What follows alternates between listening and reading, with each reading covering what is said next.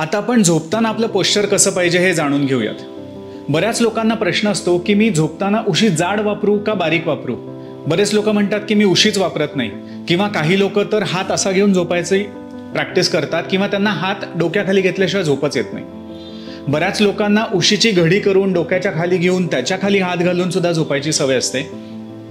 माझ्या काही पेशंटने तर मला सांगितलंय की ते उशीची घडी करतात, मानेच्या इथे खूप असतात, हात डोक्याखाली घालतात तरच त्यांना झोप येते।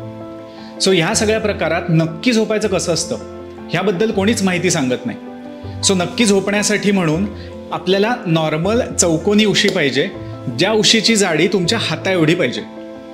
एवढी का तर आपल्या हाताची जाडी किंवा आपल्या हाताची हाईट ही आपल्या खांद्याच्या एवढी असते।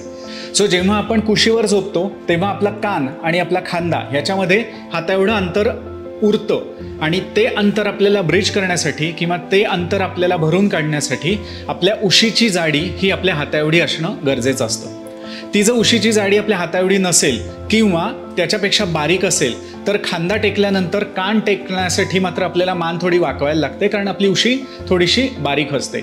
जर आपण 2 उशा घेऊन झोपायची सवय असेल तर 2 उशा घेताना त्या उशा कधी कधी एवढ्या जाड होतात की हाता एवढी जाडी असण्याच्या ऐवजी उशा ऑलमोस्ट दुप्पट किंवा तिप्पट जाडीच्या होतात। तेव्हा मात्र आपण खांदा टेकलेलाच असतो आणि उशीवरती डोकं राहून डोकं सरळ राहण्याच्या ऐवजी आपलं डोकं तिरकं होतं आणि आपण या बाजूला झोपतो। सो ह्या सगळ्यात मानेला खूप ताण पडायला लागतो। मग आपण उशी नक्की कशी घ्यायची तर ती हाता एवढी जाड पाहिजे, जसं मी मगाशी म्हणालो तसं की उशी हाता एवढी जाड पाहिजे आणि उशी घेताना उशी खांद्याला लागलेली पाहिजे। तुम्ही जेव्हा सरळ झोपता तेव्हा उशी खांद्याला लागलेली असू देत आणि डोकं उशीवर असू देत। उशीची जाडी ही डोकं टेकल्यानंतर हाता एवढी पाहिजे, ती खूप कमी नाही झाली पाहिजे किंवा खूप वाढलीही नाही पाहिजे। आजकाल बऱ्याच उशा मिळतात की ज्या खूप फुगीर किंवा गुबगुबीत असतात आणि त्याच्यावरती डोकं टेकलं की त्या ऑलमोस्ट पापडासारख्या थिन होतात। सो त्या उशांचाही उपयोग नाही, कारण मग त्या एकावर एक 2-3 उशा घेऊन आपल्याला ती हाईट कधीच ॲडजस्ट करू शकत नाही। सो झोपतानाची उशी शक्यतो जाड हवी आणि कडक हवी, जेणेकरून आपल्या मानेला सपोर्ट मिळेल, आणि तिची जाडी हाता एवढी हवी। त्याच उशीवरती मला बरेचदा पेशंट विचारतात की सरळ झोपताना मग उशी काढून टाकायची का। तर सरळ झोपताना तुम्ही उशी काढलीत तरी चालू शकते, पण बऱ्याचदा लोकांना सरळ झोपल्यानंतर उशी असण्याची सवय झालेली असते, त्याच्यामुळे ती काढल्यानंतर त्यांना झोप येत नाही।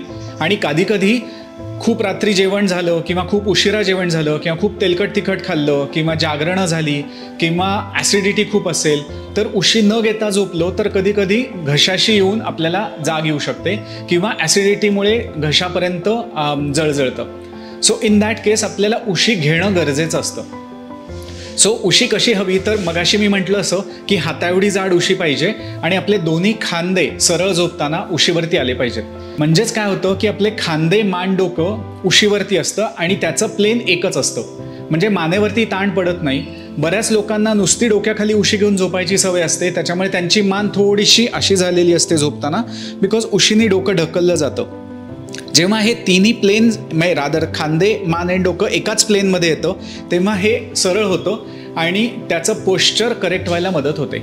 सो जेव्हा तुम्ही करेक्ट पोश्चरमध्ये झोपता तेव्हा तुमच्या मानेवर ताण पडत नाही, सकाळी उठल्यानंतर तुम्हाला मान चोळाविषयी किंवा मान दुखते मान आखडली आहे असे काही प्रॉब्लेम्स होत नाहीत आणि तुम्ही फ्रेश उठता, आणि बिलीव्ह मी तुम्हाला झोपही गाढ लागते।